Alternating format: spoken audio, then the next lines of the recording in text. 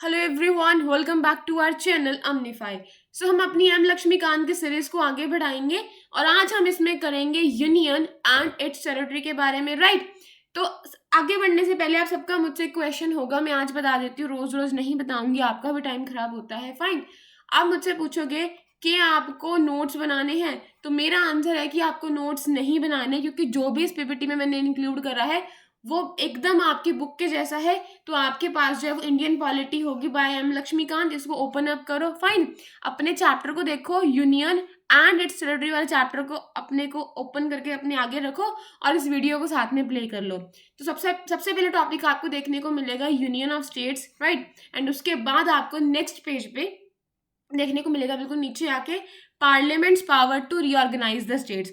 तो सबसे पहले हम लोग देखेंगे यूनियन ऑफ स्टेट्स, ठीक है। उसके बाद हम लोग आएंगे पार्लियामेंट की जो पावर है स्टेट्स को रीऑर्गेनाइज करने की।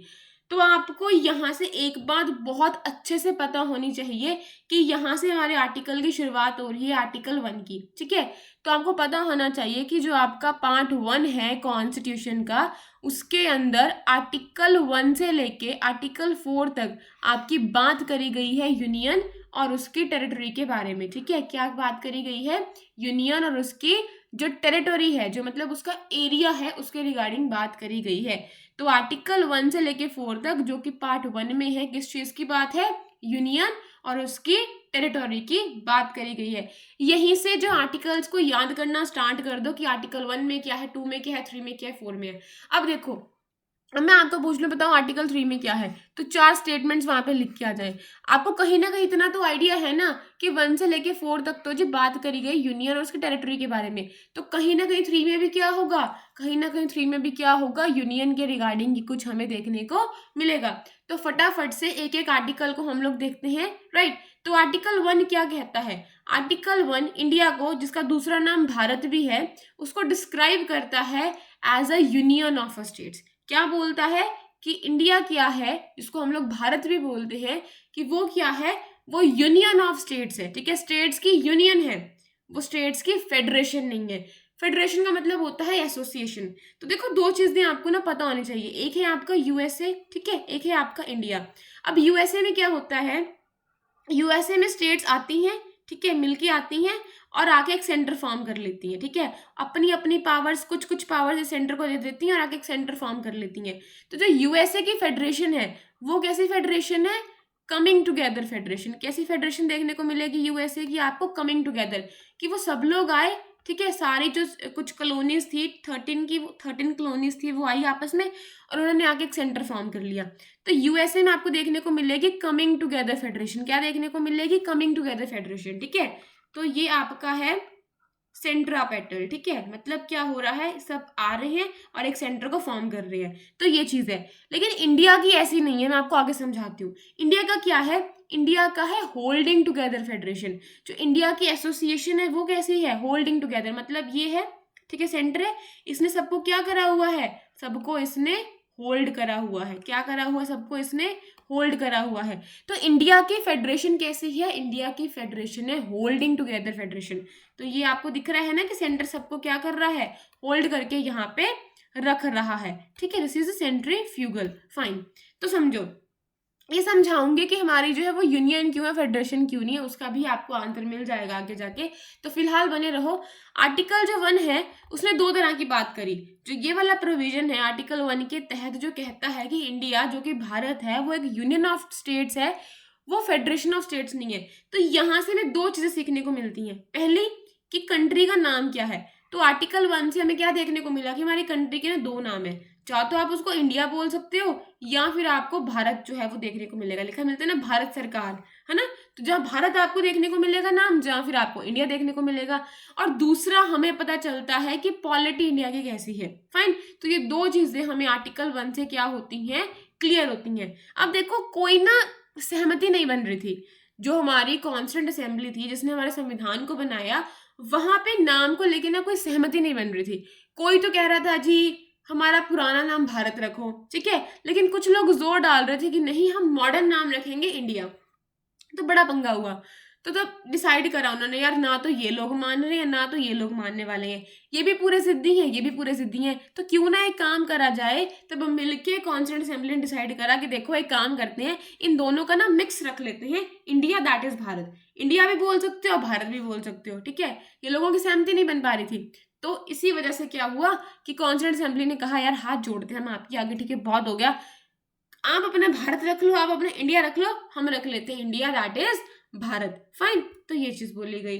अब उसके बाद देखो सेकेंडली जो कंट्री है उसको क्या बोला गया, यूनियन। क्या बोला गया, यूनियन। एक तो नाम की बात करी गई है आर्टिकल 1 के अंदर, ठीक है।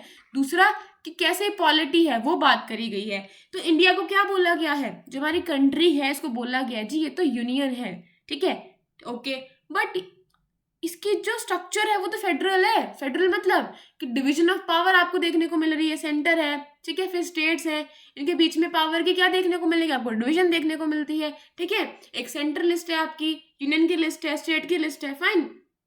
कंट्री को डिस्क्राइब तो करा हुआ है यूनियन, ओके। लेकिन जो कंट्री का स्ट्रक्चर है, जो कॉन्स्टिट्यूशन का हमारा स्ट्रक्चर है वो कैसे है जी, वो तो फेडरल है।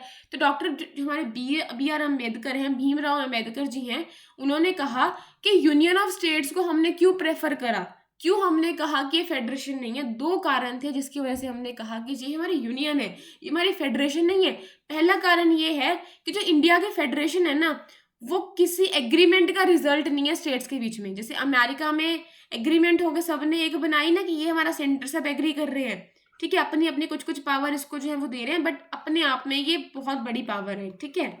तो अमेरिका में क्या है, अमेरिका में एग्रीमेंट है अमंग दी स्टेट्स, लेकिन जो इंडिया की फेडरेशन है, जो इंडिया की फेडरेशन है वो होल्डिंग टुगेदर फेडरेशन है। ये कोई रिजल्ट नहीं है, ये कोई नतीजा नहीं है कि आपने कोई एग्रीमेंट करा और उसके बाद इंडिया की फेडरेशन बन के आ रही है, ये एसोसिएशन बन के आ रही है, नो।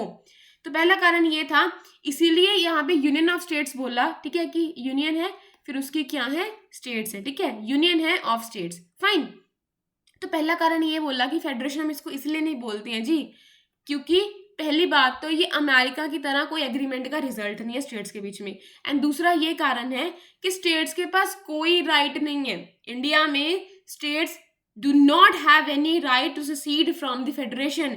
जब मन चाहा आप उठ के अपना लग बैठ रहे हो, ऐसा नहीं है, सेंटर है, ठीक है, ये पूरा आपका सेंटर है, आपके पास कोई राइट नहीं है कि जो ये फेडरेशन है इससे आप पीछे हट जाओ। जो हमने ये फेडरेशन बनाई है, ठीक है, कल को गुजरात बोल ले या मान लो कल को पंजाब बोल ले, कल को हरियाणा बोल ले कि हम उठ के अपना अलग हो रहे हैं, इस फेडरेशन से हम लोग अलग हो रहे हैं, तो ऐसा कोई राइट नहीं है, जिसकी वजह से हमने कहा कि यूनियन ऑफ स्टेट्स है, ये फेडरेशन ऑफ स्टेट्स नहीं है। तो ये दो कारण आपको बड़े अच्छे से क्या होने चाहिए, क्लियर होने चाहिए। कल को मेंस में अगर क्वेश्चन आ गया कि बताओ इंडिया को यूनियन ऑफ स्टेट्स क्यों बोला गया, क्यों उसको फेडरेशन ऑफ स्टेट्स नहीं बोला गया, तो पहला कारण तो ये था कि जो इंडिया की फेडरेशन है वो रिजल्ट नहीं है कोई भी एग्रीमेंट का अमेरिका की तरह, ठीक है। और दूसरा, यहाँ पे स्टेट्स को कोई हक नहीं है कि वो इस फेडरेशन से कल को अलग हो जाए, ठीक है। इसलिए हम कहते हैं कि जो फेडरेशन है, the federation is an union because it is an indestructible, मतलब इसको हम लोग ब्रेक नहीं कर सकते, ठीक है, इसको हम लोग डिस्ट्रॉय नहीं कर सकते।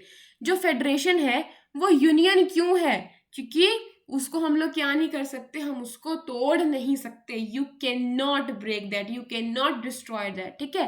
तो द फेडरेशन है इज एन यूनियन। अब आप बोलोगे कि मैं बार बार रिपीट क्यों कर रही हूँ, तो मेरी एक बात याद रखना, जितना अच्छे से चीज़ों को समझ के चलोगे ना, अभी मैं रिपीटेशंस करूंगी उतना आपको अच्छे से क्लियर होता जाएगा, फाइन।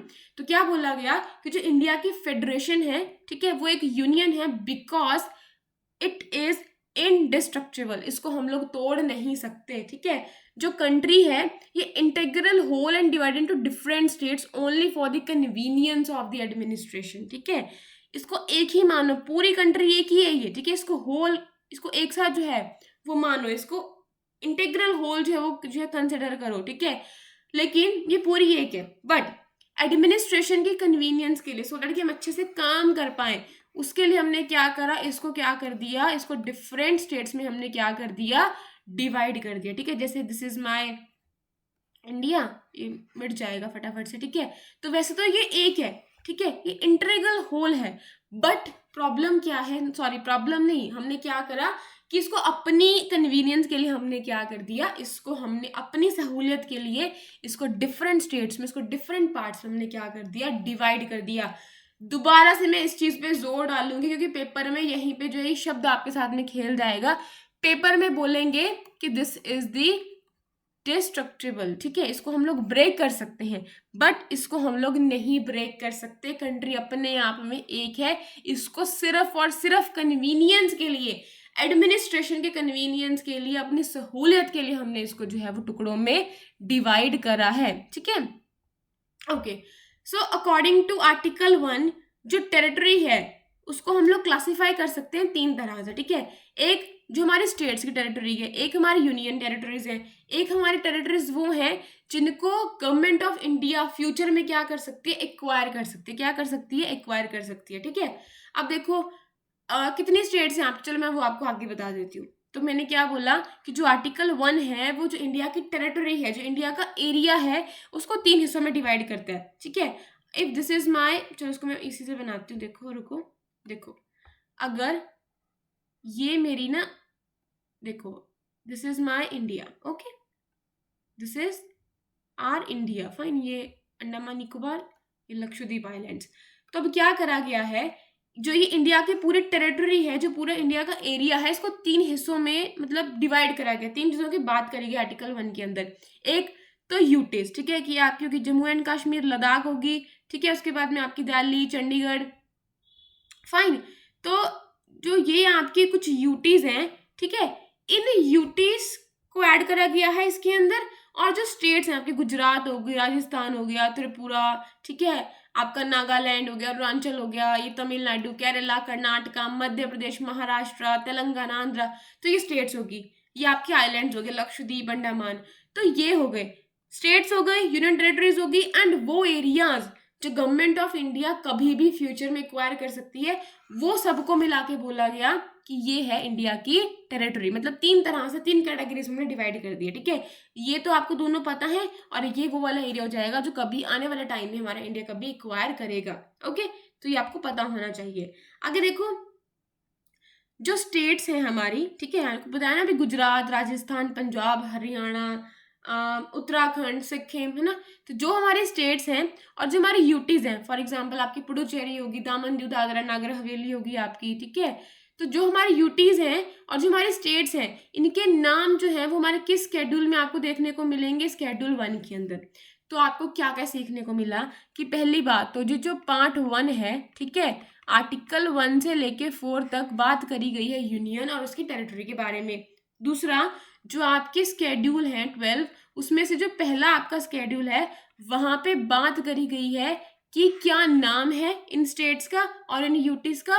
दूसरा, इनकी कहाँ तक टेरिटोरियल एक्सटेंट है, वो आपकी फर्स्ट स्केड्यूल के अंदर क्या करी गई है, मेंशन करी गई है। स्केड्यूल्स क्या होते हैं, जो आपकी एडिशनल इन्फॉर्मेशन होती है। हर चीज को ऐड नहीं करा जाता ना वहां पे, जब हम कुछ भी लिखते हैं आर्टिकल, तो जो चीज़ें रह जाती हैं हम उसको एक्स्ट्रा जो है ना वो ऐड कर देते हैं, फाइन, एक अलग जगह पे एडिशनल नोट्स की तरह। तो वो होते हैं हमारे स्केड्यूल्स। तो एट प्रेजेंट में आपको आपके 28 स्टेट्स देखने को मिलेंगी। और बुक को करेक्ट कर लेना अपनी बुक में, यहाँ पे 9 लिखा हुआ है, बट नो 9 नहीं है, अब सिर्फ और सिर्फ हमारे 8 ही यूटीज हैं। क्यों? क्योंकि दादरा एंड नगर हवेली, दामन दीव को क्या कर दिया गया, एक साथ में इकट्ठा कर दिया गया, फाइन। तो पहले अलग अलग थी, अब नहीं है। पहले 29 स्टेट्स होती थी हमारी, लेकिन फिर जम्मू एंड कश्मीर को 2 हिस्सों में क्या कर दिया गया, डिवाइड कर दिया गया, एक जम्मू एंड कश्मीर, एक लद्दाख। तो वो ये 2 आपकी यूटीज बन गई, ठीक है। तो आप बोलोगे कि चलो कंफ्यूज हो जाओगे, छोड़ो, फायदा नहीं है कोई आपको यहाँ पे कंफ्यूज करने का। समझ में आ गया कि 28 आपको स्टेट्स देखने को मिलेंगी और टोटल आपको 8 यूटीज आपको देखने को मिलेंगी। 8 क्यों आपको देखने को मिल रही है, वो कारण ये है कि दादरा एंड नगर हवेली एंड दामन दीव को क्या कर दिया गया है, एक साथ में इकट्ठा कर दिया गया है, ठीक है। ये जो है आपकी, ओके। सो जो प्रोविजन है कॉन्स्टिट्यूशन में आपके स्टेट्स को लेके, वो एप्लीकेबल है आपका हर एक स्टेट्स में, ठीक है, इन द सेम मैनर। लेकिन एक आपको एक्सेप्शन देखने को मिलेगी। क्या बोला मैंने कि जो आपका संविधान है उसके अंदर जो भी स्टेट्स को लेके प्रोविजन है, जो भी स्टेट्स को लेके प्रोविजन है, वो हर एक स्टेट पे सिमिलर वे में लागू होंगे। लेकिन एक एक्सेप्शन थी कि 2019 तक क्या होता था, जम्मू एंड कश्मीर के पास आर्टिकल 370 की वजह से इसके तहत जम्मू एंड कश्मीर के पास होता था एक स्पेशल स्टेटस। क्या होता था? एक स्पेशल स्टेटस होता था, जिसकी वजह से ये जम्मू एंड कश्मीर के पास होता था खुद का कॉन्स्टिट्यूशन। ठीक है, तो तब वहां पे ना वो अपना उसको ओवरराइड कर जाता था, जो हमारे इस वाले कॉन्स्टिट्यूशन में, जो हमारा मेन कॉन्स्टिट्यूशन है, यहाँ पे जो प्रोविजंस है, तो उस चीज को जब हटा दिया गया, ठीक है, अब सब लोग एक ही लेवल पे आ गए हैं, सब लोग इक्वल माने गए हैं। अब जम्मू एंड कश्मीर पे भी इसी के क्या होते हैं, प्रोविजन जो है वो एप्लीकेबल होते हैं। फाइन, तो जो प्रोविजंस हैं कॉन्स्टिट्यूशन के आपके स्टेट्स के रिगार्डिंग, वो हर एक स्टेट पे सेम वे में क्या होंगे, एप्लीकेबल होंगे। लेकिन कुछ स्पेशल प्रोविजंस हैं जिनकी बात करी गई है आपके पार्ट 21 के अंदर में, ठीक है, जो कि आपके कुछ कुछ स्टेट्स पे एप्लीकेबल होते हैं। कौन कौन सी स्टेट्स है आपकी? जैसे महाराष्ट्र, गुजरात, नागालैंड, असम, मणिपुर, आंध्र प्रदेश, तेलंगाना, सिक्किम, मिजोरम, अरुणाचल, गोवा एंड कर्नाटका। ठीक है, ये क्या करते हैं, जो ओवरराइड कर देते हैं आपके जनरल प्रोविजंस को, जो कि आपके स्टेट्स के लिए बने हुए हैं। ठीक है, एज अ क्लास बन जाते हैं। ठीक है, ये सारे मिलके ग्रुप बन गए। इनको क्या मिला है? इनको मिला है स्पेशल प्रोविजन। किसके अंदर? पार्ट 21 के अंडर में इनको स्पेशल जो है वो प्रोविजन मिला है, जिसकी वजह से एज अ क्लास ये क्या कर देते हैं, ठीक है, मतलब एक ग्रुप की तरह काम करते हैं। तो ये क्या कर देते हैं, ओवरराइड कर देते हैं वो सारे प्रोविजंस को जो आपके स्टेट्स के रिगार्डिंग आपको प्रोविजंस आपके संविधान के अंदर देखने को मिलते हैं। ठीक है, एंड फर्दर जो आपका 5th एंड 6th शेड्यूल है, ठीक है, इसमें आपको स्पेशल जो है वो प्रोविजंस देखने को मिलेंगे, सेपरेट प्रोविजंस आपको देखने को मिलेंगे। किसके regarding? With respect to the administration of schedule areas and tribal areas within the states. Fine, तो 5th एंड 6th शेड्यूल भी जो है वो आपको बहुत अच्छे से पता होना चाहिए कि इसमें किस चीज़ की बात करी गई है। तो फर्स्ट शेड्यूल आपको पता चल गया, 5th एंड 6th आपको पता चल गया, पार्ट 1 आपको पता चल गया, और आर्टिकल 1 आपको जो है वो पता चल गया। आर्टिकल 1 में क्या बात हो रही है? आर्टिकल 1 में एक नेम की बात करी जा रही है, दूसरा आपकी पॉलिटी की बात करी जा रही है। नेम में इंडिया दैट इज भारत, और पॉलिटी में इंडिया क्या है? यूनियन है। Fine, okay. देखो, एक और चीज आपको यहाँ पे पता होनी चाहिए कि जो टेरिटरी ऑफ इंडिया, जो ये वाला शब्द है ना, जो ये वाला एक्सप्रेशन है, वो बहुत ज्यादा बड़ा है यूनियन ऑफ इंडिया से। क्या बोला मैंने? पेपर में प्रीलिम्स में यहीं पे क्वेश्चन आएगा कि बताओ, पेपर में ऐसा आएगा कि union of India is the wider expression than the territory of India, और हम अपना दिमाग पेपर में लगाएंगे कि भाई हमारा तो पूरा चैप्टर है यूनियन ऑफ स्टेट्स के नाम से, तो इसका मतलब यही होगा कि हाँ पक्का यूनियन ऑफ स्टेट्स ही क्या होंगे, एक वाइडर एक्सप्रेशन होगा। बट ऐसा नहीं है, क्योंकि जो यूनियन ऑफ स्टेट्स है ना, इसमें सिर्फ आपके स्टेट्स जो है वो इंक्लूडेड है, लेकिन जो टेरिटरी ऑफ इंडिया है इसमें स्टेट्स के साथ साथ आपकी यूटीज भी हैं, और वो वाले एरिया की भी बात करी गई है जो गवर्नमेंट आपकी आने वाले टाइम में क्या कर सकती है, एक्वायर कर सकती है। ठीक है, अगर यूनियन ऑफ इंडिया की बात देखें तो यूनियन ऑफ इंडिया में सिर्फ स्टेट्स की बात करी गई। किसकी बात करी गई है? स्टेट्स की बात करी गई है। फाइन, लेकिन अगर हम बात करें टेरिटरी, तो टेरिटरी तो काफी हो सकती है ना इंडिया की, स्टेट्स भी इसकी टेरिटरी है, यूनियन भी इसकी यूटी भी इसकी टेरिटरी है, एंड आने वाला फ्यूचर में जो भी एरिया वो अपने अंदर लेता है, उसको एक्वायर करता है, वो भी तो उसकी क्या बनेगा, टेरिटोरी बनेगा ना, उसका एरिया बनेगा। फाइन, तो ये चीज जो है वो आप प्लीज जो है वो अच्छे से याद रख लेना। Okay, fine. The states are the member of the federal system. देखो, जो स्टेट्स हैं आपकी वो फेडरल सिस्टम का हिस्सा है। फेडरल सिस्टम का मतलब क्या है? जहां पे आपको पावर्स क्या देखने को मिलेंगी, डिवाइडेड देखने को मिलेंगी। जहां पे आपको डिवीजन ऑफ पावर देखने को मिलेगा उसको हम लोग क्या बोलते हैं? फेडरल सिस्टम बोलते हैं। तो स्टेट्स किसका मेंबर है? फेडरल सिस्टम का मेंबर है, जहां पे आपको डिस्ट्रीब्यूशन ऑफ पावर देखने को मिलेगी विद द सेंटर। सेंटर के साथ में ये क्या मिलेगा? अपनी पावर को डिस्ट्रीब्यूट करते आपको ये देखने को मिलेंगे। और जो यूटीज हैं और जो इक्वायर टेरिटरीज हैं, यूटीज क्या हो गया? डायरेक्टली सेंटर के कंट्रोल में आती हैं। ठीक है, और जो एक्वायर्ड एरियाज है जिसको कभी अपना इंडिया फ्यूचर में एक्वायर कर सकता है, इसको डायरेक्टली एडमिनिस्टर कौन करता है? इसको एडमिनिस्टर करती है आपकी सेंट्रल गवर्नमेंट। कौन करती है? आपकी सेंट्रल गवर्नमेंट करती है। तो स्टेट्स किसका हिस्सा है? आपके फेडरल सिस्टम का, जिसमें क्या होता है? डिवीजन ऑफ पावर्स आपको देखने को मिलेगी सेंटर एंड स्टेट की। और दूसरा जो आपकी यूटीज हैं और जो आपकी एक्वायर्ड टेरिटरीज हैं, इसको डायरेक्टली एडमिनिस्टर कौन करता है? इसको करता है आपका सेंट्रल गवर्नमेंट। फाइन, आगे आ जाओ। अब देखो, क्योंकि इंडिया एक सॉवरेन स्टेट है, ये अपने आप में ही इतना बड़ा है, मतलब सॉवरेन का मतलब ये है कि कोई एक्सटर्नल फैक्टर आके इसको ये नहीं बोल सकता कि आप ये करो वो करो, नहीं। इंडिया एक सॉवरेन कंट्री है, सुप्रीम अथॉरिटी इंडिया के पास खुद की है, ठीक है। इंडिया के जो मन में आएगा वो करेगा, कोई आके उसको बाहर से दखल अंदाजी नहीं कर सकता। तो इंडिया क्या है, सॉवरेन स्टेट है। इंडिया खुद में एक क्या है, सुप्रीम पावर है अपने आप के लिए, फाइन। तो क्योंकि इंडिया एक सॉवरेन स्टेट है जिसको कोई एक्सटर्नल इंटरफेरेंस से जो फ्री है पूरी तरह से, वो क्या कर सकता है, वो कोई भी टेरिटरी को, ठीक है, वो क्या कर सकता है, एक्वायर कर सकता है कोई भी फॉरेन टेरिटरीज को according to the modes of the recognised by the international law. किस तरीके से, जिस तरीके से इंटरनेशनल लॉ ने रिकॉग्नाइज करा है, तो उनको उस तरीकों से क्या कर सकता है, इंडिया किसी भी फॉरेन की टेरिटरी को क्या कर सकता है, एक्वायर कर सकता है। जैसे कि सेशन से मतलब किसी ने मान लो अपनी एरिया को, अपनी टेरिटोरी को त्याग दिया। कैसे त्याग दिया, या तो हमारे साथ में उसने कोई ट्रीटी कर ली, कोई हमारे साथ में उसने एग्रीमेंट कर लिया, या हमने उसे परचेज कर लिया, या उसका हम पे हमें मतलब उसको हम इतने अच्छे लगे उसने हमें गिफ्ट दे दिया, या हमने उसने हमें लीज पे दे दिया, या हमने उसे लीज पे ले लिया, ठीक है, कि भाई इतने सालों के लिए हमें दे दो, हमसे ये लेते रहो, फाइन। और प्लेबिसाइड, या फिर लोगों ने मिलके बोला, जो वहाँ के लोग थे, जो वहाँ का इलेक्टोरेट था, ठीक है, एलिजिबल वोटर्स थे उस टेरिटरी के, उन्होंने बोला कि हम तो इंडिया का पार्ट बनना चाहते हैं, ठीक है। तो वो सबने मिलके बोला कि हमारी सहमति, ये जन सहमति आ गई कि ठीक है हम तो जी इसी का पार्ट बनेंगे। तो क्या हो गया, त्याग दी गई वहां पे ना अपनी टेरिटरी। तो मतलब कैसे कर सकता है इंडिया एक्वायर, सेशन के थ्रू। सेशन मतलब जहाँ टेरिटरी से, ट्रीटी से आपकी टेरिटरी मिल गई, या परचेज कर लिया, या गिफ्ट मिल गया, आपने लीज पे ले लिया, या प्लेबिसाइड से। एंड दूसरा ऑक्यूपेशन, जैसे hitherto unoccupied by the recognized ruler. मान लो ऐसा एरिया जो अभी तक अनऑक्यूपाइड पड़ा है अब तक, ठीक है, वो वाला एरिया उसको ऑक्यूपाइड करके, और दूसरा कॉन्क्वेस्ट करके या सब्जुगेशन करके। मतलब इंडिया क्या कर सकता है, उसको अपने कंट्रोल के अंडर में लेके, बट इंडिया नहीं करता हमारा ऐसा, ठीक है। इंडिया किसी को अपने अपना डोमिनेशन जो है वो किसी के ऊपर नहीं दिखाता, इंडिया कभी भी नहीं करेगा ये, ठीक है, ऐसे करके। तो ये बट ऐसे इंडिया के पास ऑप्शंस है कि इंडिया ऐसा कर सकता है, किसी भी फॉरेन टेरिटरी को अपना बना सकता है, बट इंडिया ये वाला काम तो ना कभी भी नहीं करने वाला।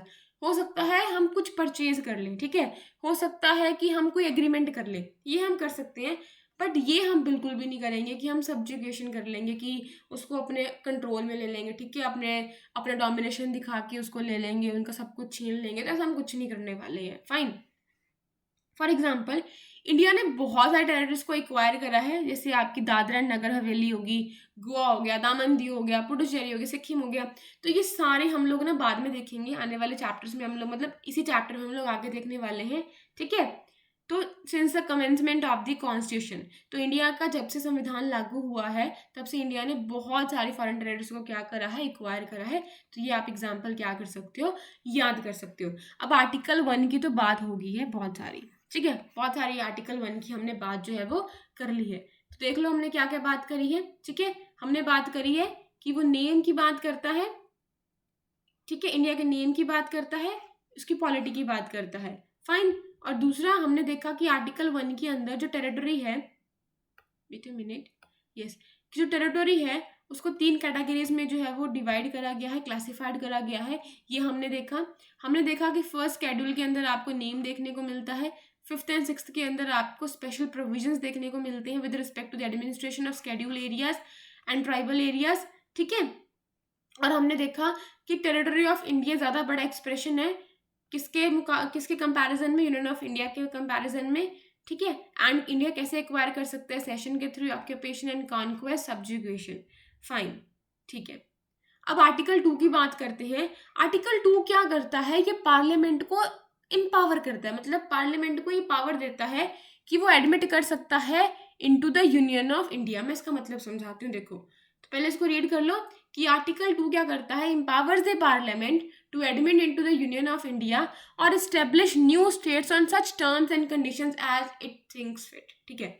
अब देखो, जो इंडिया का पार्लियामेंट है वो क्या कर सकते हैं, जो हमारा संविधान है, कॉन्स्टिट्यूशन है, उसके अंदर जो आर्टिकल 2 लिखा हुआ है ना, उस आर्टिकल 2 में एक पावर दी जाती है पार्लियामेंट को। कौन सी पावर दी जाती है कि पार्लियामेंट क्या कर सकता है, वो एस्टेब्लिश कर सकता है नई स्टेट को, ठीक है। वो यूनियन के अंदर उसको क्या कर सकता है, एडमिट कर सकता है, admit into the union of India, such terms and conditions जो उसको सही लगती है उसके हिसाब से वो क्या कर सकता है, किसी भी स्टेट को, ठीक है, एस्टेब्लिश कर सकता है, उसको नया फॉर्म कर सकता है। तो आर्टिकल 2 दो आपकी जो पावर है वो ग्रांट करता है पार्लियामेंट को। पहली पावर क्या है? पहली पावर तो ये है, power to admit into the union of India new state, किसी भी नई स्टेट को यूनियन ऑफ इंडिया का हिस्सा बना दे। एंड दूसरी power to establish new state, ठीक है, दूसरी उसके पास में एक पावर क्या है, to establish the new state. अब देखो, अब आप यहाँ पे कंफ्यूज हो जाओगे। देखो, तो जो पहला है power to admit into the union of India new states, इसमें क्या है, इसमें उन स्टेट्स की बात की गई है जो ऑलरेडी एग्जिस्टेंस में है। देखो, मान लो ये स्टेट है कोई, ये कोई टेरिटरी है, ये ऑलरेडी ना एग्जिस्ट करती है, ठीक है, इसका एग्जिस्टेंस है 10 साल से, 20 साल से, 1 से 2 साल से, मायने नहीं रखता, बट ये क्या है, ये भी एग्जिस्टेंस में है। तो पार्लियामेंट के पास पावर है कि वो इसको ऐड कर सकता है, इसको हिस्सा बना सकता है यूनियन ऑफ इंडिया का, ठीक है, क्या कर सकता है, यूनियन ऑफ इंडिया में इसको एडमिट कर सकता है। फाइन। और दूसरा क्या कर सकता है, वो स्टेब्लिशमेंट कर सकता है स्टेट्स की जो एग्जिस्टेंस में नहीं है। मान लो ये हमारी कंट्री है, ये कोई स्टेट है उस कंट्री में, ठीक है, ये कोई स्टेट है। अब ये कोई स्टेट है, अब इसमें से कोई एक और नई स्टेट फॉर्म करती, ठीक है, ये एग्जिस्ट नहीं करती थी, बट हमने बिल्कुल नई फॉर्म कर दी, तो ये क्या करा गया, ये नई आपने स्टेब्लिश कर दी। तो पहले में क्या था कि मान लो कोई एरिया था, ठीक है, वो इंडिया का अभी तक हिस्सा नहीं है, तो वो ऑलरेडी एग्जिस्ट कर रहा है। तो पहला क्या है कि वो एडमिट कर सकता है उसको इंडिया के यूनियन ऑफ इंडिया के बीच में। फाइन। और दूसरा क्या था कि वो एग्जिस्ट नहीं कर सकता, उनको क्या कर सकता है, वो स्टेब्लिश कर सकता है। यहाँ पे प्लीज वर्ड्स के साथ में ना प्ले करा जाता है पेपर के अंदर में, तो समझ लो। पहले में क्या पावर करी गई है, टू एडमिट। एडमिट तो उसको ही करोगे ना जो एग्जिस्ट कर रहा है, ठीक है, जो ऑलरेडी एग्जिस्ट कर रहा है न्यू स्टेट को। लेकिन जो एग्जिस्ट नहीं कर रहा, जिसको आप बिल्कुल ही नया एस्टेब्लिश कर रहे हो, ठीक है, उसकी यहाँ पे बात करेगी आपके इसके पार्ट बी के अंदर में। फाइन। तो ये दो चीजें आपको बहुत अच्छे से क्लियर होनी चाहिए। ओके, आगे देखो, नोटेबली जो आर्टिकल 2 है वो बात करता है एडमिशन की, मतलब किसी को एडमिट कर लिया, एडमिशन कर लिया। अब किसी बच्चे के एडमिशन स्कूल में तभी करोगे जब वो दुनिया में एग्जिस्ट करते हैं। सिंपली ऐसे करके आप याद कर सकते हो। फाइन, तभी करोगे ना जब वो एग्जिस्ट करते हैं। एंड एस्टेब्लिशमेंट कर सकते हो नई स्टेट्स की जो कि that are not the part of the union of India, ठीक है, तो जो यूनियन ऑफ इंडिया का पार्ट नहीं है उसको एडमिट भी कर सकते हो, उसको स्टेब्लिश भी कर सकते हो। फाइन। अब आर्टिकल 3 की बात करते हैं। समझ में आ गया आर्टिकल 1 में क्या हो रहा है? दोबारा से मैं आपको रिकॉल करा देती हूँ। आर्टिकल 1 में नेम है, पॉलिटी की बात करी गई थी, 3 कैटेगरीज में डिवाइड करा गया था। फाइन। कौन सी? एक आपकी स्टेट, एक आपकी यूटी और एक आपकी जो वो एक्वायर कर सकता है फ्यूचर में, ये हो गया। आर्टिकल 2 के अंदर क्या बात करी गई है कि आर्टिकल 2 जो है वो एम्पावर करता है पार्लियामेंट को कि आपका जब मन आए, आपको जैसा सही लगे, आप किसी भी स्टेट को एडमिट कर दो या बिल्कुल ही नई स्टेट को क्या कर दो, एस्टेब्लिश कर दो। तो ये बात करी गई है। अब आर्टिकल 3 क्या बात करता है? ये बात करता है, ठीक है, on the other hand it relates to the formation of or changes in the existing states. अब ये बात करता है कि जो हमारे एग्जिस्टिंग स्टेट्स हैं, ठीक है, उनके अंदर चेंजेस की। Fine. Formation of or changes in the existing states of the union of India. मैं आपको समझाती हूँ। देखो, मतलब ये इंटरनल रीएडजस्टमेंट की बात करता है, ठीक है, अमंग दी जो आपकी टेरिटरीज हैं, जो आपकी स्टेट्स हैं यूनियन ऑफ इंडिया की। फाइन। मान लो ये इंडिया है, ठीक है, इंडिया के बीच में आपकी कोई स्टेट आती है, this is your India. India के बीच में कोई स्टेट आती है, आपको उस एग्जिस्टिंग स्टेट में, अब जो मैंने पहले आपको एग्जांपल दिया ना कि इंडिया के बीच में स्टेट है, उससे नहीं बना दी है, तो वो भी चीज़ है, लेकिन कोई वो जो पहले कभी उसका हिस्सा नहीं है, वो उसकी बात करी गई थी कि उसको आप एडमिट करना। लेकिन इस एग्जाम्पल में आप क्या समझो कि मान लो कोई स्टेट है, ये इंडिया के अंदर का ही मामला है, ठीक है, इंडिया के अंदर ही जो है वो एडजस्टमेंट्स करी जा रही हैं। यहाँ पे क्या करा जा रहा है कि जो एग्जिस्टिंग स्टेट्स हैं इंडिया में, उन्हीं में कुछ चेंजेस करना। तो वो बात करता है आपका आर्टिकल 3, ठीक है। आर्टिकल 3 किसकी बात करता है? इंटरनल रीएडजस्टमेंट की। अब वो कहते हैं कि यार हमें तो अलग करो, हमें इसके साथ में नहीं रहना, तो स्टेट्स के बीच में बंटवारा कर दिया। फाइन, तो ऐसे कर दिया। या वो कह रहे हैं कि हमारी टेरिटरी को इतना नहीं इतना बड़ा करो, ये नहीं इतना बड़ा करो, तो उस चीज़ को लेके जब इंटरनल रीएडजस्टमेंट आपकी होती है टेरिटरीज के बीच में अमंग दे स्टेट्स, तो वहाँ पे आप किसकी बात करते हो? मतलब वहाँ पे कौन सा आर्टिकल पिक्चर में आता है? वहाँ पे आपका आर्टिकल पिक्चर में आता है आर्टिकल 3। कौन सा आता है? आर्टिकल 3। इंटरनल रीएडजस्टमेंट से याद रखना आर्टिकल 3, ठीक है। ओके, अब देखो, अब आर्टिकल 3 जो है ना वो पार्लियामेंट को 3 तरह की जो है ना वो पावर देते हैं। कितनी पावर देते हैं? 3 तरह की पावर देते हैं। कौन कौन सी पावर देता है? तो पहला तो वो पार्लियामेंट को पावर देता है। तो देखो बात हो रही है इंटरनल रीएडजस्टमेंट की, जो अंदर हमारी स्टेट्स हैं उनके अंदर रीएडजस्टमेंट करना, फाइन। तो ये पार्लियामेंट को 3 तरह की पावर देता है, ऑथोराइज करता है पार्लियामेंट को। सॉरी, 3 तरह की पावर नहीं देता, आर्टिकल 3 जो है वो ऑथोराइज करता है पार्लियामेंट को। क्या करता है कि आप फॉर्म कर सकते हो नई स्टेट। कैसे फॉर्म कर सकते हो? By separation of a territory from any state or by uniting two or more states or parts of states or by uniting any territory to a part of any state. देखो internal readjustment है, तो कोई India के अंदर already state थी, ठीक है। अब जैसे आंध्र और तेलंगाना को मान लो, ये एक स्टेट थी, वो कहते हैं यार हमें तो अपना अलग चाहिए, हमें तेलंगाना चाहिए। तो क्या करा, जो कोई स्टेट एग्जिस्ट करती थी इंडिया में, उसको क्या कर दिया, उस टेरिटरी को सेपरेट कर दिया। क्या कर दिया? सेपरेट कर दिया, और क्या बना दी? एक नई स्टेट बना दी। या मान लो कल को बोल रहे हैं कि मान लो 2 स्टेट्स हैं, ए बी स्टेट्स हैं 2, ठीक है। एक ये स्टेट है इंडिया में, एक ये वाली स्टेट है। अब इंडिया ने बोला कि अब से ना एक ए बी स्टेट होएगी। पहले क्या थी? एक ए स्टेट थी, एक बी स्टेट थी, लेकिन अब से कौन सी स्टेट होएगी? ए बी होएगी। तो क्या करा गया, 2 या 2 से ज्यादा स्टेट्स को, मान लो ए बी सी बना दिया, ए को, बी को, सी को, ठीक है। 2 या 2 से ज्यादा स्टेट्स को या पार्ट्स ऑफ स्टेट्स को इंडिया क्या कर सकता है? यूनाइट कर सकता है और एक नई स्टेट जो है वो बना सकता है, ठीक है। क्या कर सकता है? यूनाइट 2 या मोर स्टेट्स या पार्ट ऑफ स्टेट्स का कुछ हिस्सा, और बाय यूनाइटिंग एनी टेरिटरी, और कोई भी टेरिटरी को यूनाइट करके उसमें मिला के क्या बना सकता है? कोई भी स्टेट बना सकता है। तो यहाँ पे क्या कर रहा है? वो फॉर्म करने की पावर जो है वो पार्लियामेंट को दे रहा है। कौन? आर्टिकल 3। और आर्टिकल 3 बात किसकी करता है? इंटरनल रीएडजस्टमेंट की बात करता है, ठीक है, एग्जिस्टिंग स्टेट्स की फॉर्मेशन की, ठीक है, फॉर्मेशन की और उनके चेंजेस की क्या करता है? बात करता है। कौन? आर्टिकल 3। चीजों को क्लियर करते जाओ, ठीक है। पहला समझ में आ गया।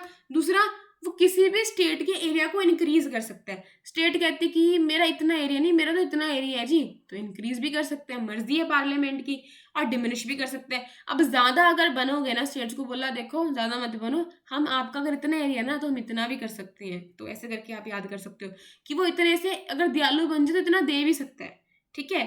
अगर अपनी भी आ जाए पार्लियामेंट तो फिर इतने से इतना ले भी सकता है, ठीक है। तो क्या कर सकता है? फॉर्म कर सकता है, इंक्रीज कर सकता है एरिया, ठीक है, और डिमिनिश कर सकता है और ऑल्टर कर सकता है बाउंड्रीज को, मतलब बदल सकता है स्टेट की बाउंड्रीज को। स्टेट कहती है जी हमारी तो बाउंड्री ऐसे ऐसे ऐसे ऐसे ऐसे ये है, लेकिन पार्लियामेंट कहता है नहीं, आपकी बाउंड्री ऐसे ऐसे करके नहीं, आपकी बाउंड्री ऐसे ऐसे ऐसे ऐसे ऐसे करके ये आपकी बाउंड्री है, ठीक है। और स्टेट के नेम को भी क्या कर सकते हैं? ऑल्टर कर सकता है। आपने बोला कि ये ABC है हमारा नाम, तो वो बोल सकता है नहीं XYZ है, ठीक है। तो ऐसे कर सकता है पार्लियामेंट। क्या कर सकता है? स्टेट को फॉर्म कर सकता है, एरिया को इंक्रीज कर सकता है, एरिया को डिमिनिश कर सकता है, ऑल्टर कर सकता है, एंड उसके नाम को भी क्या कर सकता है? ऑल्टर कर सकता है। तो ऐसे याद कर लो, फिदा, ठीक है। पार्लियामेंट पे जो आर्टिकल 3 है ना वो फिदा हो गया। तो form, increase, diminish, alter, alter, पहले में बाउंड्रीज, ठीक है, एंड दूसरे में नेम, ऐसे करके आप याद कर सकते हो। लेकिन आर्टिकल 3 ना 2 कंडीशंस को रखते हैं। इस रिगार्ड में आर्टिकल क्या करता है? 2 कंडीशंस को रखता है। पहली कंडीशन आर्टिकल 3 ये बोलता है कि जो बिल इन चीजों के रिगार्डिंग है, ठीक है, जो कंटेम्पलेटिंग मतलब जो प्रपोज करता है इन चीजों को, जो ये चीजें हैं, फॉर्म, इंक्रीज, डिमिनिश, जो भी ये है, ठीक है, अ bill contemplating the above changes can be introduce in the parliament. अगर कोई बिल है, कोई बिल बात कर रहा है कि एरिया इंक्रीज करना चाहिए, ये करना चाहिए, वो करना चाहिए, ऑल्टर करना चाहिए बाउंड्रीज को, अगर इनके रिगार्डिंग इन चीजों को कंसिडर करते हुए, ठीक है, इनको प्रपोज कोई बिल कर रहा है, पार्लियामेंट में इंट्रोड्यूस होने से पहले उस बिल को क्या मिलनी चाहिए? प्रेसिडेंट की प्रायर रिकमेंडेशन मिलनी चाहिए, ठीक है। तो जो bill contemplating the above changes can be introduce in the parliament, bill को इंट्रोड्यूस पार्लियामेंट में करा जा सकता है इनके रिगार्डिंग, इन पांचों के रिगार्डिंग किसी भी बिल को पार्लियामेंट में इंट्रोड्यूस तो करा जा सकता है, लेकिन कब?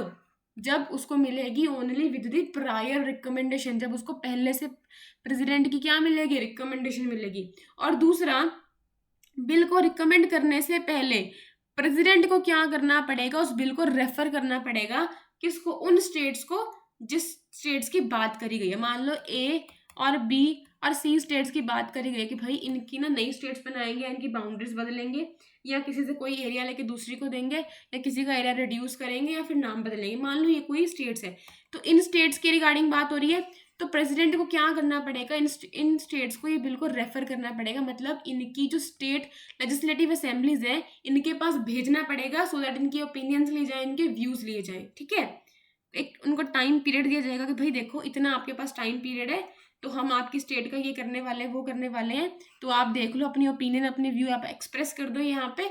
तो पहले ये काम होगा और उसके बाद क्या होगा, आपका बिल जो है वो इंट्रोड्यूस जो है वो किया जाएगा।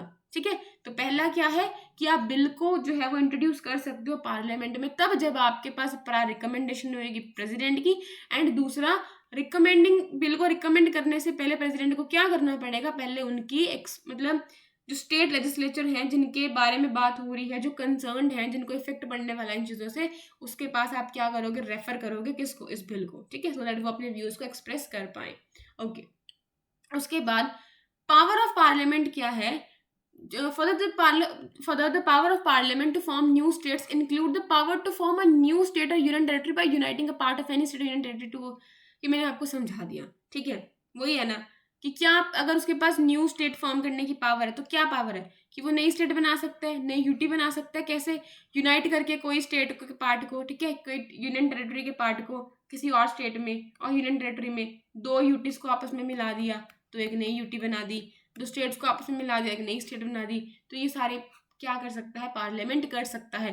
To form a new state में क्या क्या कर सकता है, पावर है उसके पास फॉर्म करने की नई स्टेट या नई यूटी फॉर्म करने की। कैसे, कोई स्टेट्स को आपस में यूनाइट करके, कोई यूटीज को आपस में यूनाइट करके कोई नई स्टेट बना सकता है, कोई नई यूटी बना सकता है।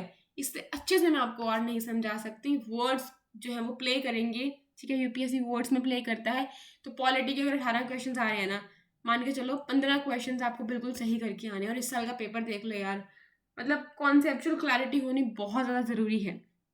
दोबारा रिकॉल करें, आर्टिकल 1 में क्या था, नेम था, पॉलिटी थी, और 3 तरह की जो स्टेट टेरिटरी है उसको कैटेगराइज करा गया था, क्लासिफाइड करा गया 3 हिस्सों में। ठीक है, और उसके बाद आर्टिकल 2 क्या कह रहा था, जल्दी बताओ, रिकॉल करो। आपको 2 सेकंड का टाइम दे रही हूँ, नहीं 5 सेकंड का टाइम दे रही हूँ। 1, कम ऑन, 2, 3।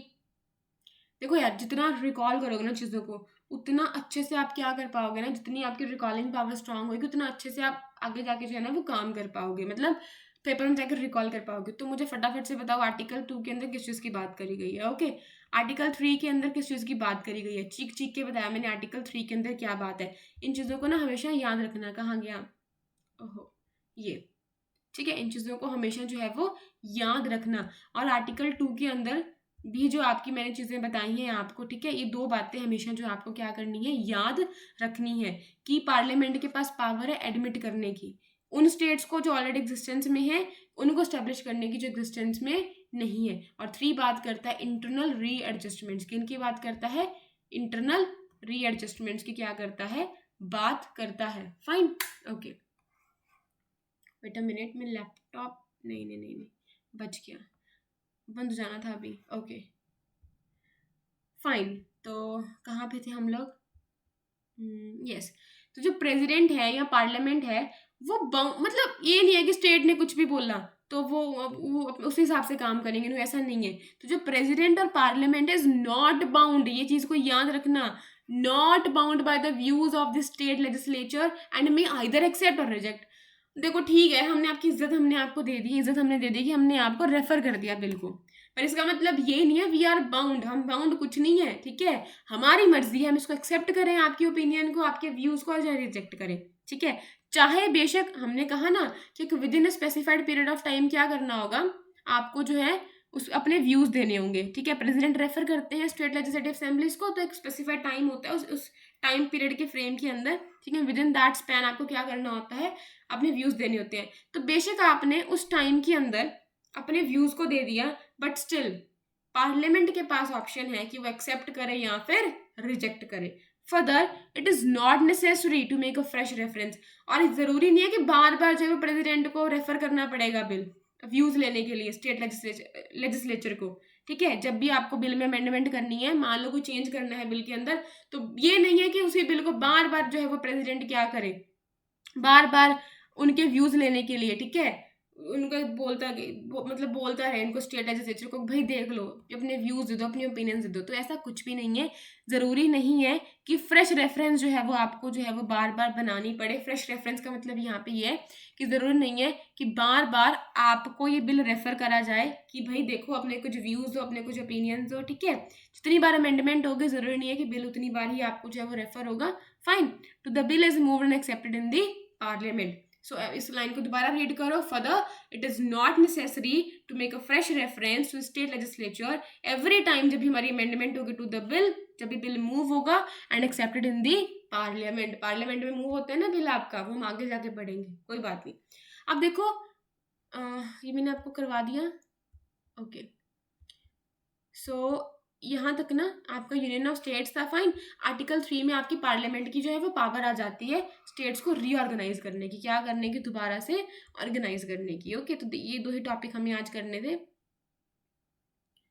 कुछ छूट तो नहीं गया। ओके फाइन, अब देखो, अब अगर यूनियन टेरिटरी की बात करें, ठीक है, अगर हम यूटी की बात करें तो यूटी क्या है, जिसको डायरेक्टली एडमिनिस्टर करता है आपका सेंटर। तो उस केस में कोई रेफरेंस की जरूरत नहीं है, कोई रेफर करने की जरूरत नहीं है, ठीक है, कि भाई हम ये करने वाले हैं, वो करने वाले हैं। आप उनके व्यूज लेने के लिए to ascertain its view and parliament can itself take any action it deems fit. अब देखो, क्योंकि यूटी तो ऑलरेडी किसके अंडर में आती है, सेंटर के अंडर में आती है, ठीक है। पार्लियामेंट जो है उसको फिर जरूरत नहीं है बार बार, फाइन, वो अपने आप जो एक्शन ले सकती है, कोई जरूरत नहीं है बार बार, मतलब बार बार क्या, कभी भी जरूरत नहीं है उसको रेफर करने की। जो मतलब जिस यूटी के रिगार्डिंग आपको चेंज लाना है, किसी यूटी को आपको आपस में यूनाइट करके कोई नई यूटी बनानी है, तो कोई ज़रूरत नहीं है, ठीक है। नो रेफरेंस नीड, कोई रेफरेंस की ज़रूरत नहीं है कि आप कंसर्न लेजिस्लेचर को भेजो उसके, ठीक है, टू असर्टेन इट्स व्यू, उसके व्यूज़ लेने के लिए, उसके ओपिनियंस लेने के लिए पार्लियामेंट क्या कर सकता है, खुद से जो है वो एक्शन ले सकता है जैसा उसको सही लगे, एज इट डीम्स फिट, वो अपने आप से जो है वो काम कर सकता है। तो यहाँ से क्लियर है कि जो कॉन्स्टिट्यूशन है उसने पार्लियामेंट को ऑथोराइज कर रहा है नई स्टेट्स बनाने का, ठीक है, उसके एरिया को अल्टर करने का, बाउंड्री को अल्टर करने का, नेम को अल्टर करने का, जो एग्जिस्टिंग स्टेट्स है विदाउट, ये है लाइन में, this is the catchy point, without their consent, उनकी सहमति है नहीं है हमें फर्क नहीं पड़ता, we do not care, parliament has the power, कौन सी, फिदा होने की पावर, ठीक है, फॉर्म करने की, इंक्रीज करने की, डिमिनिश करने की, ऑल्टर करने की बाउंड्रीज, ऑल्टर करने की नेम, ठीक है। इन अदर वर्ड्स अगर हम सिंपली बोले तो पार्लियामेंट क्या कर सकता है, redraw the political map of India, India का पॉलिटिकल मैप, उसको क्या कर सकता है पार्लियामेंट, रीड्रॉ कर सकता है। क्या कर सकता है, अगर मान लो इंडिया ऐसा दिखता है ना, अरे क्या बन गया, सब कुछ अजीब बन गया, अगर मान लो इंडिया ऐसा दिखता है, ये तो कुछ और मान लो, अरे यार क्या प्रॉब्लम आ रही है ये, अगर ये इंडिया कुछ ऐसा दिखाई देता है ना, तो कल को इंडिया पार्लियामेंट इंडिया को ऐसा भी बना सकती है, ठीक है, मतलब कुछ भी कर सकती है, उसके पॉलिटिकल मैप को रीड्रॉ कर सकती है, जो कुछ ऐसा दिख रहा है ऐसा है ना, ऐसा, अरे यार प्रॉब्लम, जो ये राजस्थान का दिखता है ना एरिया, तो कल को मान लो वो ऐसा करके ऐसा भी हो सकता है, ठीक है, कुछ भी बना सकती है, यहाँ से कुछ भी कर सकती है इंडिया की पार्लियामेंट, ठीक है। तो हेंस जो टेरिटोरियल इंटेग्रिटी है और कंटिन्यूड एग्जिस्टेंस ऑफ स्टेट है वो कोई गारंटी नहीं करता हमारा कॉन्स्टिट्यूशन, क्योंकि वो गारंटी कर रहे होते तो पार्लियामेंट की इतनी हिम्मत ना होती कि वो जो स्टेट है उसके एरिया को चेंज कर दे, इंक्रीज कर दे, कम कर दे, है ना, नाम को बदल दे, कुछ नहीं हो सकता था। अगर संविधान ये गारंटी कर देता कि भाई हम आपकी टेरिटोरियल इंटेग्रिटी को और आपके एग्जिस्टेंस को जो है वो प्रोटेक्ट करते हैं, गारंटी देते हैं, तो ये चीज़ आपको पता होना चाहिए कि जो टेरिटोरियल इंटेग्रिटी है किसी भी स्टेट की वो गारंटेड नहीं है, ठीक है, बाय द कॉन्स्टिट्यूशन, ठीक है। ओके, सो देयरफॉर इंडिया को हम क्या बोल सकते हैं कि इंडिया एक इनडिस्ट्रक्टिबल यूनियन है डिस्ट्रक्टिबल स्टेट्स की, मतलब यूनियन ऐसी है जिसको हम लोग डिस्ट्रॉय नहीं कर सकते, उसको हम लोग तोड़ नहीं सकते, बट हम स्टेट्स को क्या कर सकते हैं, we can destruct the states, ठीक है, we can destruct the states but we can not destruct the union. तो यूनियन गवर्नमेंट है वो क्या कर सकती है, वो डिस्ट्रॉय कर सकती है आपके स्टेट्स को, ठीक है, लेकिन जो स्टेट गवर्नमेंट्स हैं वो यूनियन को क्या नहीं कर सकती, the state governments can not destroy our प्यारी union, okay, but the union government can destruct or destroy the states.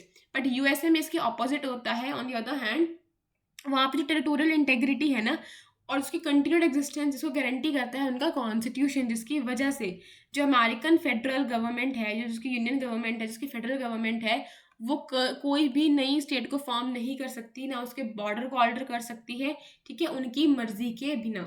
इसीलिए हम कहते हैं कि जो यूएसए है वो इनडिस्ट्रक्टिबल यूनियन है ऑफ इनडिस्ट्रक्टिबल स्टेट। वहाँ ना तो यूनियन को कोई तोड़ सकता है और ना ही वहाँ पे कोई स्टेट्स को यूं डिस्ट्रक्ट या डिस्ट्रॉय कर सकता है। फाइन, तो अब देखते हैं आर्टिकल 4 में क्या है। आर्टिकल 1 हमने देख लिया, नेम, पॉलिटी, 3 चीज़ें वो हमने देख ली कि 3 तरह से टेरिटरी को बोला गया है। आर्टिकल 2 में हमने क्या देखा कि वो एडमिट कर सकता है या फिर एस्टेब्लिश कर सकता है। आर्टिकल 3 में हमने देखा इंटरनल रीएडजस्टमेंट्स। क्या देखा हमने?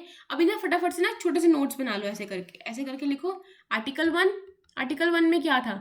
नेम, पॉलिटी और 3 वो, ठीक है, कौन? स्टेट, यूटी और एक्वायर, ऐसे करके लिख लो। आर्टिकल 2 में क्या है? एडमिट में लिखो एग्जिस्टेंस लिख के टिक, एस्टेब्लिश नॉट इन एग्जिस्टेंस, ठीक है। आर्टिकल 3 के अंदर इंटरनल रीएडजस्टमेंट, क्या? फिदा, ठीक है, फिदा। फॉर्मेशन, आई से इंक्रीज, जैसे डिमिनिश, ठीक है, ए से ऑल्टर बाउंड्रीज, ए से ऑल्टर नेम। अब आर्टिकल 4 की बात आती है। फाइन, तो आर्टिकल 4 क्या करता है? ये डिक्लेयर करता है that laws made for the admission or establishment of new state under article 2 and formation of new states and alteration of areas and names of existing states are not to be considered as the amendment of constitution under article 368। समझाती हूँ, देखो एक हमारा बड़ा प्यारा सा article है 368। ये क्या करता है? ये हमारे पार्लियामेंट को, हमारे संविधान के पार्ट को, किसी भी पार्ट को अमेंड करने की, बदलने की क्या देता है? पावर देता है, ठीक है। तो ये इसको कॉन्स्टेंट पावर देता है पार्लियामेंट को। कौन? आर्टिकल 368 की भाई पार्लियामेंट आप कॉन्स्टिट्यूशन के किसी भी पार्ट को क्या कर सकते हो? अमेंड कर सकते हो, बट उसके बेसिक स्ट्रक्चर को जो है वो नहीं हटा सकते, वो बात की बात है, वो बाद में देखेंगे, ठीक है। तो यहाँ पे देखो क्या बोल दिया कि आर्टिकल 368 के तहत जो पार्लियामेंट को, संविधान को अमेंड करने की पावर मिलती है ना, उस पावर के अंदर ना तो आर्टिकल 2 ऐड है ना आर्टिकल 3 ऐड है। कैसे? देखो कि जो आप डिक्लेयर कर रहे हो किसी स्टेट को, मतलब एडमिट कर रहे हो हमारे इस यूनियन ऑफ इंडिया के तहत में, और कोई जो स्टेट अभी एग्जिस्ट ही नहीं करता इसको बना के नॉन एग्जिस्टिंग को आप एस्टेब्लिश कर रहे हो, ठीक है। तो वो, और आर्टिकल 3 के तहत आप जो भी काम कर रहे हो, आर्टिकल 2 के तहत आप जो कर रहे हो और आर्टिकल 3 के तहत आप जो कर रहे हो, ये दोनों ही आर्टिकल 368 के अंदर क्या नहीं मानी जाएंगी? अमेंडमेंट्स नहीं मानी जाएंगी। तो पेपर यहीं से कंफ्यूज करेगा। तो हाथ जोड़ के विनती है, प्लीज प्लीज पढ़ लेना इन चीजों को, ठीक है। मतलब अगर ये अमेंडमेंट नहीं है तो इसका मतलब क्या है? अगर ये आर्टिकल 2 एंड आर्टिकल 3, मतलब अगर पार्लियामेंट को कोई स्टेट को एडमिट करना है या एस्टेब्लिश करना है, या पार्लियामेंट को इंटरनल रीएडजस्टमेंट करनी है, मतलब उसको फॉर्मेशन करनी है, उसको इंक्रीज करना है, उसको डिमिनिश करना है, उसको ऑल्टर करनी है, बाउंड्रीज को ऑल्टर करना है, नेम, तब पार्लियामेंट को क्या करना पड़ेगा? उसको कुछ फालतू पंगों में पड़ने की जरूरत नहीं है, वो ये सब कुछ कर सकती है बाय सिंपल मेजॉरिटी और by the ordinary legislative process. एक सिंपल सी लेजिस्लेटिव प्रोसेस से क्या कर सकती है? वो इन दोनों को कामों को कर सकती है, मतलब इन कामों को जो आर्टिकल 2 एंड आर्टिकल 3 के तहत में लिखे गए हैं। ये अमेंडमेंट नहीं है, तो यहाँ पे कोई स्पेशल मेजॉरिटी कोई कुछ नहीं चाहिए, यहाँ पे सिंपल मेजॉरिटी से यहाँ पे काम बन जाएगा। पेपर में यहीं पे क्वेश्चन आएगा कि बताओ क्या वो अमेंडमेंट है? तो वो नहीं है। जब अमेंडमेंट ही नहीं है तो सिंपल मेजॉरिटी, ठीक है। क्या आएगा यहाँ पे? Simple majority. पेपर में आएगा स्पेशल मेजॉरिटी, तो नहीं, सिंपल मेजॉरिटी, ठीक है। तो देखो क्या जो पार्लियामेंट की पावर है किसी भी स्टेट के एरिया को कम करने की, उस पावर के अंदर ये पावर भी इंक्लूड है कि इसका जब मन आए वो अपने कुछ एरिया को किसी और को चक्के दे दे। मान लो ये इंडिया, ठीक है, दिस इज यार इंडिया, तो मान लो ये कोई स्टेट है, अब इसका उसने ना एरिया कम करना है, इतना करना है, तो क्या वो उसका ये वाला जो एरिया है वो किसी और को दे देगी? हमने बोला ना कि जो पार्लियामेंट है उसके पास पावर है कि वो किसी भी स्टेट के एरिया को कम कर सकते हैं। तो अगर उसने कम करा, ठीक है, तो क्या उसके कम करने की पावर में ये पावर भी आती है कि जो उसने कम कर दिया, ठीक है, मान लो उसने ये कम कर दिया, मान लो ये उसने कम कर दिया उसका एरिया, तो क्या वो ये वाला एरिया किसी और को दे सकता है? तो नहीं। ये क्वेश्चन तब आता है आपका पिक्चर में जब supreme court, this question come up before supreme court का आगे क्वेश्चन तब आता है जब प्रेसिडेंट 1968 में सुप्रीम कोर्ट से सलाह मांगते हैं, ठीक है। जब इनको रेफर करते हैं सुप्रीम कोर्ट को, ये बात कि जो मतलब एक ना बात उठती है, सेंट्रल गवर्नमेंट क्या करती है, सेंट्रल गवर्नमेंट का ना एक फैसला होता है कि हम क्या करेंगे, जो कि टेरिटरी है वेस्ट बंगाल में जिसका नाम था बेरोबारी यूनियन, ठीक है, कि हम इसको ना मतलब जो ये वाला पाकिस्तान है, जो इसको हम लोग ना वो दे देंगे, ठीक है, क्या कर देंगे, इसको हम लोग दे देंगे, जो वेस्ट बंगाल वाला एरिया है हम इसको क्या कर देंगे, हम इसको दे देंगे, किसको दे देंगे, पाकिस्तान को, ठीक है। Led to the political agitation and controversy and thereby necessity the presidential reference. तो देखो क्या होता है, 1968 में बात उठती है कि सेंटर ने फैसला करा कि जो ये बैरोबारी यूनियन वाला एरिया है ना, इसको हम लोग किसको दे देंगे, पाकिस्तान को दे देंगे, जिसकी वजह से बहुत ज़्यादा क्या हो गया, लोगों ने कंट्रोवर्सी उठा दी, लोगों ने एजिटेशन कर दिया, ठीक है, जिसकी वजह से प्रेसिडेंट को क्या करना पड़ा, प्रेसिडेंट को जरूरत पड़ेगी इस मैटर को सुप्रीम कोर्ट को रेफर करने की, कि सुप्रीम कोर्ट अब आप ही देखो, आप ही मुझे कोई सलाह दो लीगल कि क्या करा जाए क्या नहीं करा जाए। तो ये सवाल तब आता है कि जब किसी स्टेट का आप एरिया कम कर रहे हो, तो क्या उसके अंदर ये भी पावर है कि आप उसका एरिया किसी और को दे दो, ठीक है। तो फिर सुप्रीम कोर्ट क्या बोलते हैं कि देखो, पार्लियामेंट की बेशक पावर है कि वो किसी भी एरिया को डिमिनिश जो है वो कर सकती है, ठीक है, बट इसी के साथ में it does cover cession of Indian territory to a foreign state, fine. तो सुप्रीम कोर्ट ने क्या बोला, that the power of a parliament to diminish the state, the area of a state does cover, ये cover करता है कि वो दे सकती है इंडियन टेरिटरी को to the foreign state, fine. Hence Indian territory can be ceded to a foreign state only by amending the constitution under the article 368। ठीक है, आपने अगर एरिया डिमिनिश करना है तो आप दे दो, ओके, नो प्रॉब्लम, आप दे सकते हो, कवर करता है कि आप त्याग सकते हो अपनी इस टेरिटरी को, फॉरेन कंट्री को। लेकिन जो ये आप त्याग रहे हो ना फॉरेन स्टेट, ये तभी, फॉरेन स्टेट को जो अभी एरिया त्याग रहे हो ना इंडियन टेरिटरी का, ये तभी आप कर सकते हो जब आप 360 के अंदर कॉन्स्टिट्यूशन, मतलब आर्टिकल 368 के तहत आप क्या करो, संविधान में अमेंडमेंट करो, क्या करो, अमेंडमेंट करो, ठीक है। इसी के प्रमाण स्वरूप, इसी की वजह से, कॉन्सिक्वेंटली इसी की वजह से क्या होता है, क्या बोला आपको, बैरोबारी जो यूनियन वाला एरिया है, ठीक है, जो ये यूनियन जो एरिया है जिसका नाम बैरोबारी यूनियन है, जो आपको ये वाला एरिया है वो देना है। अब अगर आपको ये एरिया देना है, ठीक है, ये आर्टिकल 3 के अंदर आता है, आपकी पावर टू डिमिनिश के तहत में आता है, लेकिन आप तभी दे पाओगे ना जब आप आर्टिकल 368 के तहत संविधान में क्या करोगे, कोई अमेंडमेंट करोगे। तो अमेंडमेंट करा गया 1960 में, 9th कॉन्स्टिट्यूशनल अमेंडमेंट करी गई, ठीक है, और ट्रांसफर कर दिया गया इस वाले एरिया को, बैरोबारी यूनियन को, किसको, पाकिस्तान को, ठीक है। पर दूसरी तरफ सुप्रीम कोर्ट ने एक बात बोली 1969 में कि अगर आपका कोई बाउंड्री का डिस्प्यूट है, मान लो इंडिया और किसी और कंट्री को के बीच में ना कोई बाउंड्री का डिस्प्यूट है, ठीक है, उस डिस्प्यूट के लिए कोई संविधान की अमेंडमेंट आपको करने की जरूरत नहीं है। क्यों? क्योंकि अगर कोई बाउंड्री को लेकर डिस्प्यूट है ना, तब आप कोई अपना एरिया उनको दे थोड़ी ना रहे हो, फाइन। तो आप क्या कर सकते हो, आप सिंपली एग्जीक्यूटिव एक्शन से क्या कर सकते हो, उस चीज़ को कर सकते हो, as it does not involve cession of Indian territory to a foreign country. Simply मैं आपको बताऊं, यहाँ पे आप अपने एरिया को किसी को दे रहे हो, त्याग कर रहे हो अपने एरिया का, लेकिन अगर आपका कोई डिस्प्यूट चल रहा है बाउंड्री को लेके, इंडिया और पाकिस्तान का मान लो, किसी और भी कंट्री का मान लो, ठीक है, तो क्योंकि आप कोई अपना एरिया नहीं दे रहे हो, बस आपका सिर्फ एक डिस्प्यूट चल रहा है, आपको उस बाउंड्री डिस्प्यूट को सेटल करना है, तो आप वो सिंपली कर सकते हो एग्जीक्यूटिव एक्शन से, ठीक है। आपको कोई ज़रूरत नहीं है अपने अमेंडमेंट में बदलाव करने की। क्यों? क्योंकि वहाँ पे आप कोई अपनी जो है वो एरिया, अपनी कोई टेरिटरी जो है दूसरी कंट्री को नहीं दे रहे हो। सो इसी के साथ में we are done with article 1, article 2, article 3, article 4। फटाफट से रिकॉल करें, ठीक है। देखो इन चीज़ों को ना प्लीज़ गौर से देख लेना अच्छे से, ठीक है। ये चीज़ें आपको बहुत अच्छे से पता होनी चाहिए कि हाँ भाई ये अमेंडमेंट मानी जाती है और ये अमेंडमेंट नहीं मानी जाती। तो ये अमेंडमेंट नहीं मानी जाती है, इसे सिंपल मेजॉरिटी से हो रहा है। और ये क्वेश्चन को भी याद रखना कि यस, उसकी पावर जो है वो आर्टिकल 3 के अंदर डिमिनिश करने की, उसमें ये भी आता है कि वो दे सकती है अपनी टेरिटरी को, बट कैसे, अमेंडमेंट करके। तो रिकॉल करते हैं, आर्टिकल 1 में क्या है, फटाफट से उसका नेम है, ठीक है, और उसकी पॉलिटी है, और 3 तरह से क्लासिफाई करा गया है, स्टेट्स, यूटी एंड इक्वायर वाला एरिया। आर्टिकल 2 में क्या था कि वो एडमिट कर सकता है, ठीक है, और इस्टेब्लिश कर सकता है। एडमिट किसको, जो एग्जिस्टिंग स्टेट है, और जो एस्टेब्लिश किसको, जो एग्जिस्ट नहीं करती, ठीक है। आर्टिकल 3 के अंदर क्या हो रहा है, फिदा हो रहे हैं। फिदा मतलब फॉर्मेशन, इंक्रीज, डिमिनिश, और डिमिनिश के तहत पावर आती है कि आप अपनी कंट्री को त्याग भी कर सकते हो, ठीक है, बट कैसे, अगर आप उसमें अमेंडमेंट करो आर्टिकल 368 के तहत। और क्या था, ऑल्टर द बाउंड्रीज, ठीक है, ऑल्टर दी नेम। आर्टिकल 4 में क्या था कि आर्टिकल 2 के तहत आप जो एडमिटेंट स्टेब्लिश कर रहे हो और आर्टिकल 3 के अंदर आप फिदा कर रहे हो, ठीक है, ये आर्टिकल 368 के तहत क्या नहीं मानी जाएंगी, अमेंडमेंट्स नहीं मानी जाएंगी। Therefore just by simple majority और बाय ऑर्डिनरी लेजिस्लेटिव प्रोसीजर आप क्या कर सकते हो, इसमें कुछ भी बदलाव कर सकते हो। सो इसी के साथ everyone we are done with our today's lecture. So thanks for watching and thanks for listening. Bye.